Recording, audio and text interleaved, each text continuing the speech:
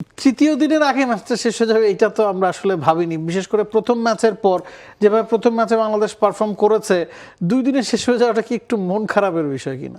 মন খারাপের বিষয় তো বটে, এবং যারা আসলে এই টেস্ট ম্যাচকে ঘিরে অনেক ধরনের প্রস্তুতি নিয়েছিলেন, অনেক জায়গা থেকে অনেকে ছুটিও রেখেছিলেন যে বাংলাদেশ অস্ট্রেলিয়ার নিউ রাইভেলরি, খেলা জমে গেছে, বাংলাদেশ কোত্থেকে আসলো ভাই, অস্ট্রেলিয়াকে দুমড়ে মুচড়ে দিল ডারউইনে, so let's go to Mackay and enjoy the test. যারা ওই জায়গাটায় ওরকম প্রিপেয়ার্ড হয়েছিলেন তারা কিছুটা আশাহত হয়েছেন। বিশেষ করে অজিদের আশাহত হওয়াটা আমাকে একটু বেশি ব্যথিত করেছে, কারণ তাদের একটা আগ্রহ ছিল বাংলাদেশকে ঘিরে। বাট ওই যে শান্তর ওই কথাটা ধরে যদি আমরা উত্তরটা দেই, যেটা আজকে আমরা 3rd ডে বা 4th ডে পর্যন্ত ম্যাচ যেতে পারতো কিনা, বাট তার ওই কথাটা ধরে যদি উত্তর দেই, তাহলে ওই যে 23 বছর পরে আমরা গেলাম সেখানে, এবং সেখানে গিয়ে রিসেন্ট মিরপুরের উইকেট প্রিপারেশনের কারণে ডারউইনে আমরা যতটুকু ভালো করলাম, that was outstanding, and followed by ম্যাকাইতে ভালো করাটা একটু ডিফিকাল্ট ছিল, যেহেতু বাতাস ছিল।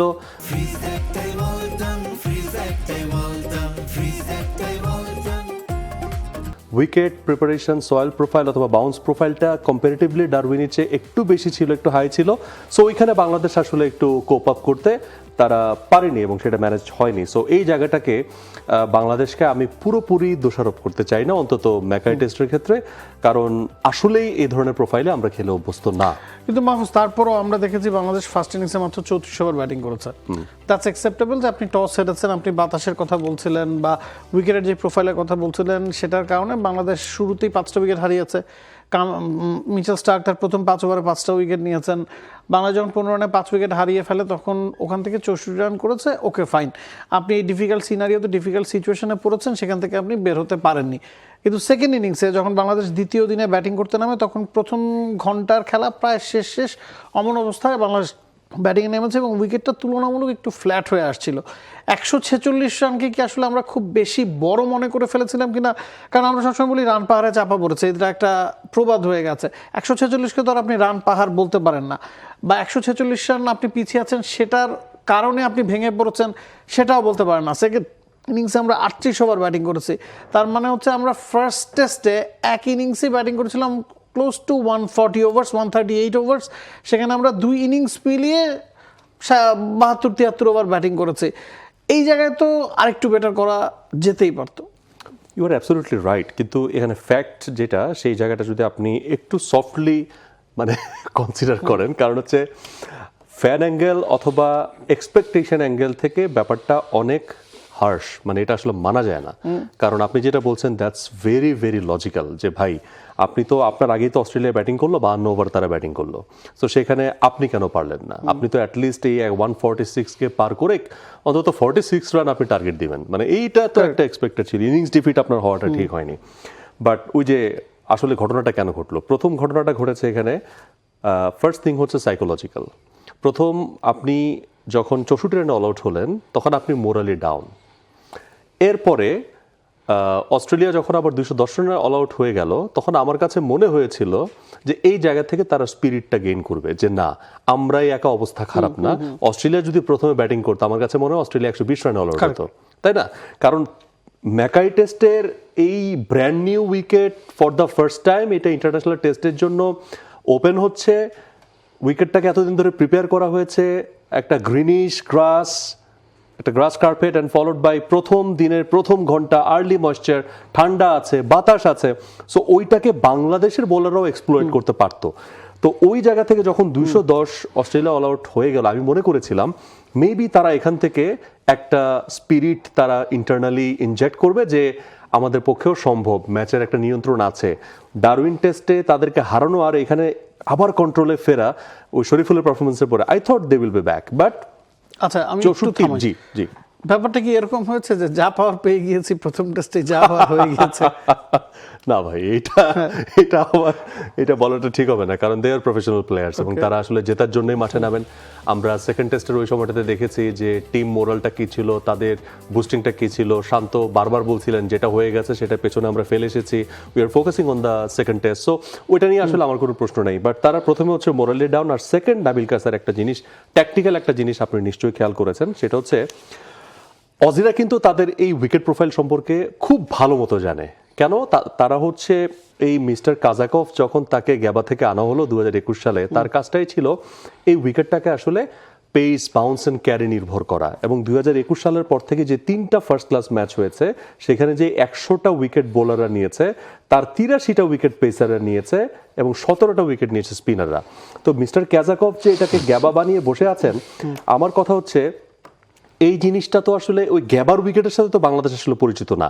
রিসেন্ট মিরপুরকে যতটুকু মানে এনহ্যান্স করা হয়েছে টুয়ার্ডস দ্য ট্রু উইকেট, সেটার বেনিফিট ডারউইনে পেয়েছে, বাট ডারউইনের চাইতে ম্যাকাই আরো বেশি বাউন্সি, আরো বেশি ক্যারি আছে, আরো বেশি বাতাস আছে, কম্পারেটিভলি ওয়েদার একটু ঠান্ডা, আর্লি ময়েশ্চার একটু বেশি থাকে।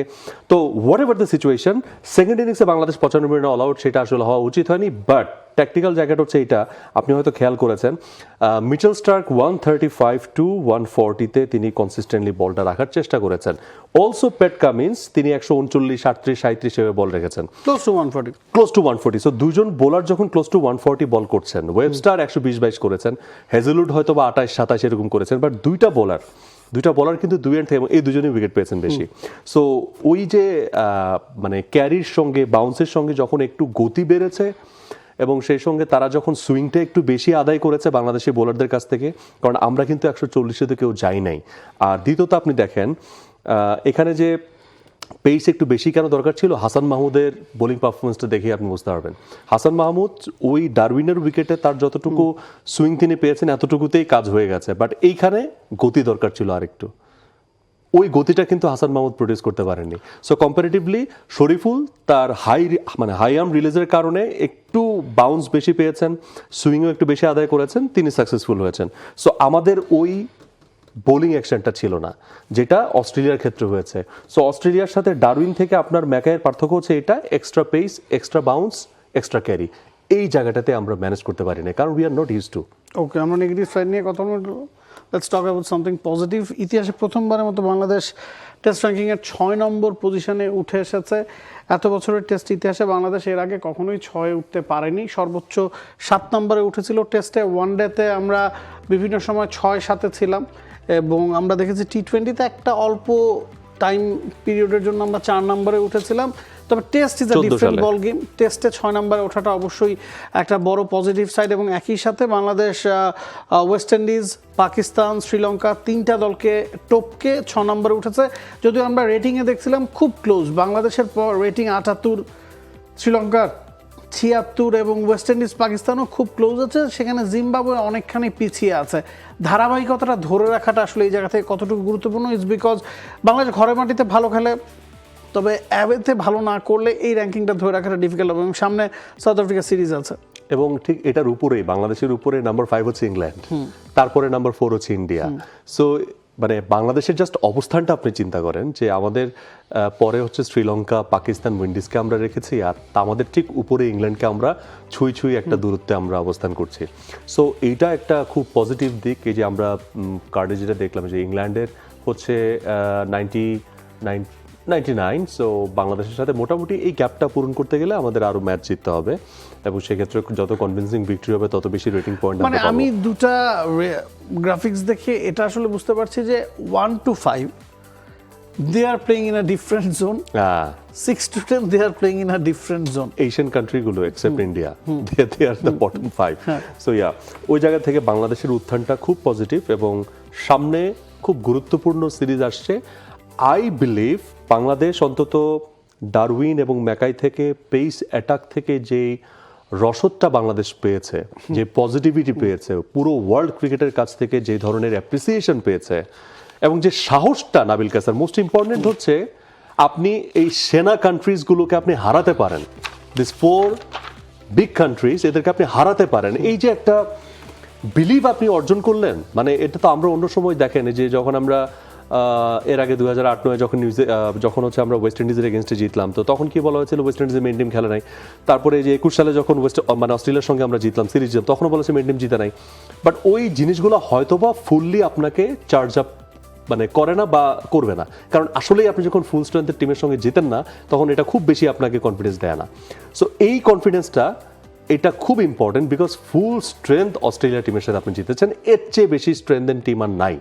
সো এই টিমের সঙ্গে জেতার পর সামনে যখন south Africa series, what I believe whenever Naheed Raina will be added in the squad or that bowling unit will be something different. এবং সেটাকে সমীহ করতে সাউথ আফ্রিকা বাধ্য।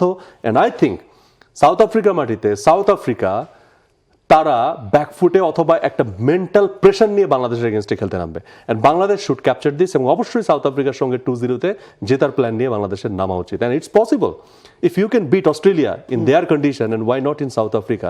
You have world class bowlers like Nahid Rana, Hasan Mahmud, Shoriful, amazing. আমরা একটু পরের টপিকে চলে যেতে চাই। ইটস বিকজ মাহফুজ আপনি বলছিলেন যে সাউথ আফ্রিকায় যেহেতু বাংলাদেশ এরপরে খেলতে যাবে, সাউথ আফ্রিকা এখন বাংলাদেশ ইমার্জিং দল খেলছে। নাবিল কাস্তার, ইমার্জিং এ যাওয়ার আগে আপনি কি একটু ব্যাটিংটা নিয়ে কিছু অ্যাড করবেন কিনা? কারণ বাংলাদেশের আমরা ডারউইন টেস্টের প্রথমে ব্যাটিং ইউনিটটাকেও কিন্তু খুব ভালো দেখেছি, এবং এই টেস্টে যদিও আসলে ব্যাটিং নিয়ে কথা বলার কিছু নাই, বাট সেখানে অস্ট্রেলিয়ান এই অ্যাটাকের এগেনস্টে বাংলাদেশের ব্যাটিংটা যেরকম বাংলাদেশ যেভাবে দাঁড়ালো, ভিদ করলো, 198 অল আউটের পরে বাংলাদেশের 426।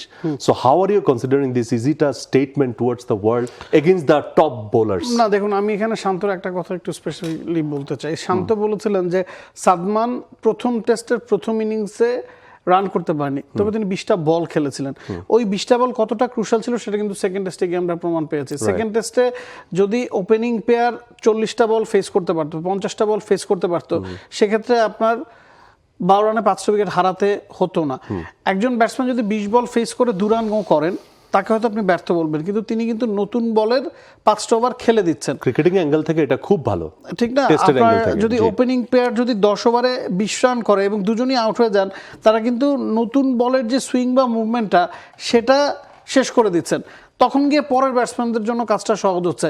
প্রথম টেস্টে ওই জিনিসটা হয়েছে দেখেই কিন্তু শান্ত বা মুমিনুল কিংবা তানজিদ তামিম মুশফিকদের জন্য কাজটা সহজ হয়েছিল। সেকেন্ড টেস্টে ওই জিনিসটা হয়নি, এবং সে কারণে কিন্তু আসলে এই ব্যর্থতা।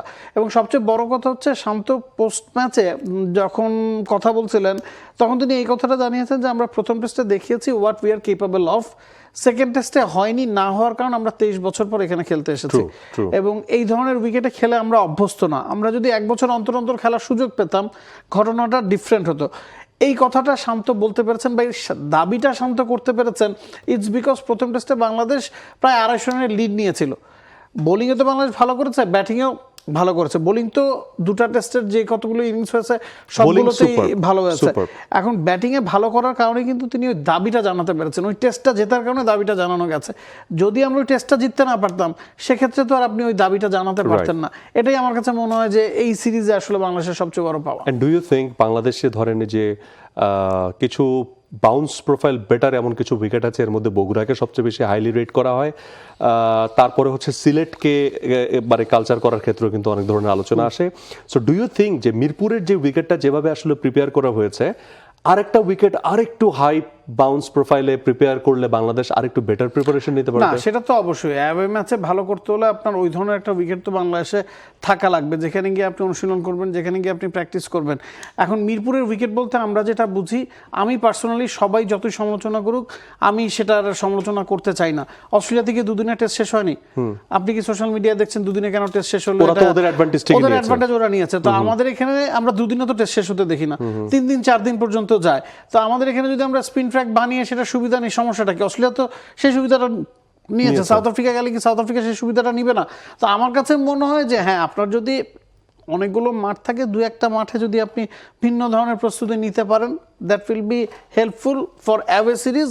তো আপনি বগুড়ার যে কথাটা বলছিলেন, বা রাজশাহী তো এখন খেলাধুলা চলছে, মাঠের সংখ্যা বাড়ছে, এবং সেটা বাংলাদেশের জন্য আসলে একটা পজিটিভ সাইন হতে পারে। স্পেশালি যেহেতু বাংলাদেশ এখন দেখেন টেস্ট চ্যাম্পিয়নশিপ সাইকেলের নাম্বার 4, এই জায়গা থেকে বাংলাদেশকে নিয়ে কথা হচ্ছে যে বাংলাদেশ কি আসলে টেস্ট চ্যাম্পিয়নশিপের যে ফাইনালের রুট, সেই রুটে বাংলাদেশ তাদের এক্সিস্টেন্স রাখতে পারবে কিনা। তো এই আলোচনায় যখন একটা দেশ চলে আসে, তখন ওই দেশটাকে কিন্তু ভাবতে হয় যে আমাকে ইংল্যান্ডে গিয়ে ম্যাচ জিততে হবে, আমাকে সাউথ আফ্রিকা গিয়ে ম্যাচ জিততে হবে, বিগ 4 এর এগেইনস্টে Australia, England, New Zealand and South Africa, এই 4টা জায়গায় গিয়ে আপনাকে ম্যাচ জিততে হবে। সো ওই 4 জায়গায় গিয়ে ম্যাচ জিততে হলে তো আপনার ওই প্রিপারেশনও লাগবে। You should have some wickets as well. সবচেয়ে বড় কথা হচ্ছে কি, আগে আমরা কেন পারতাম না, এখন আমরা কেন পারছি? It's because of pacers. আমাদের 7-8 জন এমন পেসার আছেন যারা যে কোনো ফরম্যাটে আসলে কম্পিট করতে পারেন, যাদের পার্থক্যটা আসলে 19-20, নট যে 2-3 জন। আমরা নাহিদানাকে খুব বেশি মিস করেছি, হয়তো তিনি থাকলে আমরা বেটার করতাম, ইউ নেভার নো।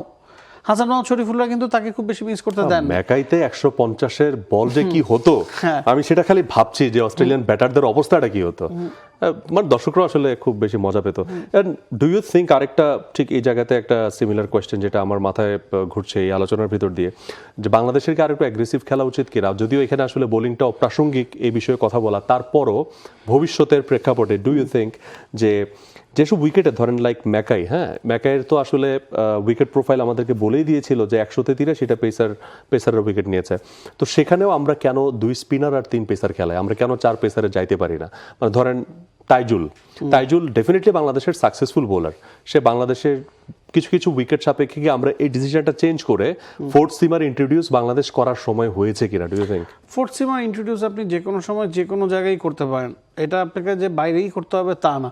আপনার উইকেটটা যদি ওই ধরনের গ্রিনিশ হয় আপনি দেশের মাটিতেও ট্রাই করে দেখতে পারেন। এখন সমস্যাটা হয়েছে কি, সাকিব আল হাসান না থাকার পর থেকে মেহেদী হাসান মিরাজকে আমরা অলরাউন্ডার ক্যাটাগরিতে খেলাচ্ছি এবং তিনি একমাত্র স্পিনার হিসেবে দলে থাকবেন, সেই ভরসাটা আমরা তার উপর আসলে করতে পারছি না, সে কারণেই তাইজুলকে রাখতে হচ্ছে। দেখা যাচ্ছে যে মিরাজ এবার তো করতে পারছিলেন, এবার তো মেহেদী মিরাজের পারফরমেন্স ভালো ছিল না। মেহেদী মিরাজের পারফরমেন্সটা কিন্তু সবসময় আসলে ওঠানামার মধ্যে থাকে, স্পেশালি বোলিং। আমি ব্যাটিং এর কথা বলছি না, ব্যাটিং এ আপনি তার কাছ থেকে যা পাচ্ছেন সেটা হয়তো বোনাস। তবে একজন ব্যাটসম্যান যখন 7 নম্বরে খেলেন তখন আপনার তার কাছ থেকে 7 নম্বরেও মানে ধারাবাহিকভাবে পারফরমেন্স প্রত্যাশা করেন। আপনি যদি 8-এ খেলেন সেক্ষেত্রে হয়তো আপনি সেটা প্রত্যাশা করবেন না। 7 আর 8-এর মধ্যে কিন্তু অনেক বড় পার্থক্য আছে। 7-এ যিনি ব্যাটিং করেন তার উপর প্রেশার থাকে রান তোলার, 8-এ হয়তো আপনি চিন্তা করতে পারেন যা পাচ্ছি আমি বোনাস। এবার তো মেহেদী মিরাজ ব্যাটে বলে দুই জায়গাতেই পারফরমেন্স করলেন না, এখন ব্যাটেও তিনি 154টা বল খেলেছেন, 154 বল খেলেছেন, দুর্দান্ত ব্যাটিং করেছেন, তারপরে উইকেটটা নিতে দেননি। লাস্ট চারজন ব্যাটারকে নিয়ে তার যে টোটাল 52 ওভার তিনি লড়লেন প্রথম টেস্টে, so he was outstanding with the bat and ball. ম্যাচের পার্থক্যটা হয়েছে, no doubt on that. So কেন আমরা ম্যাকাই টেস্টে তাইজুলকে ড্রপ করার মতো সাহস দেখাইতে পারলাম না? কারণ ম্যাচটা তো দেখেন 1.5 দিনে ম্যাচটা শেষ হয়েছে, বা এই উইকেট দেখে বোঝা যায় যে এটা আপনি 4th ডেতে যাবে তারপর স্পিনার অ্যাডভান্টেজ দিবে, বা এই ম্যাচ ড্র হবে এটার কোনো চান্স নাই, 3 দিনের রেজাল্ট বের হয়ে যাওয়ার চান্স বেশি এই ধরনের উইকেটে। সো কেন আমরা সাহসটা দেখালাম না? সাহস দেখালে অবশ্যই ভালো। তো আমার কাছে মনে হয় এবাদত অন্তত 210 এর জায়গায় আমার কাছে মনে হয় যে 150-60 হতে পারতো সেটা। এবাদত কিন্তু আনলাকি। আপনি গতির কথা বলছিলেন যে ডারউইন এবং ম্যাকের পার্থক্যটা আসলে পেসারদের গতিতে ছিল। 140 টাচ করা আর ক্লোজ টু 140 বা 135 এর ওই 5-7 কিলোমিটার গতিটা আসলে অনেক বেশি পার্থক্য গড়ে দেয়। আপনি যদি খেয়াল করেন ফার্স্ট টেস্টে কিন্তু হাসান মাহমুদ, তাসকিনরা 130-র আশেপাশে বল করেছেন, 128, 132, কেউ কিন্তু 140 টাচ করতে পারেনি। 140 যদি কেউ টাচ করে থাকেন সেটা এবাদত, এবং শরীফুলকে ঢোকাতে গিয়ে কিন্তু এবাদতকে আসলে ড্রপ করেছে। আমি পার্সোনালি মনে করেছিলাম হয়তো তাসকিনকে ড্রপ করা হবে।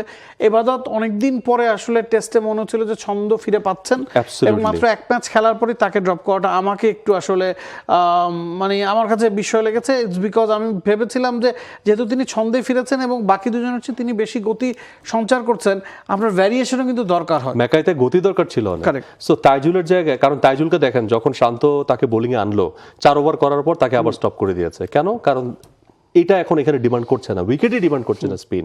সো নেথান লায়নকে কিন্তু প্রথম ইনিংসে তারা একটা ওভারও দেয়নি, ইভেন তারা কিন্তু হচ্ছে ক্যামেরন গ্রিনকেও বোলিং এ আনেনি, ওয়েবস্টার পর্যন্ত 4 জন সিমার দিয়ে তারা কিন্তু প্যাক করে দিয়েছে।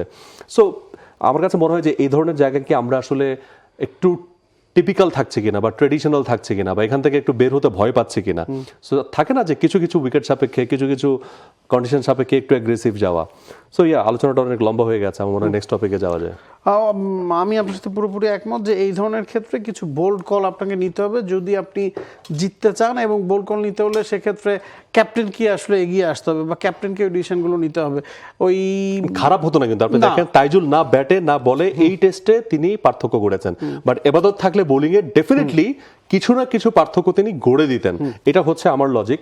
So Taijul he is a very good bowler, but আমরা বলছি যে কন্ডিশন সাপেক্ষে বাংলাদেশকে দল নির্বাচন করা এটা আসলে কাউকে ছোট করা নয় বা মানে কারোর প্রতি হিউমিলিয়েট করা নয়, কন্ডিশন সাপেক্ষে 11। For more updates, subscribe to our YouTube channel and click on the bell icon. Follow us on Facebook and Instagram. Download T-Sports app to enjoy exciting games and highlights. Visit tsports.com.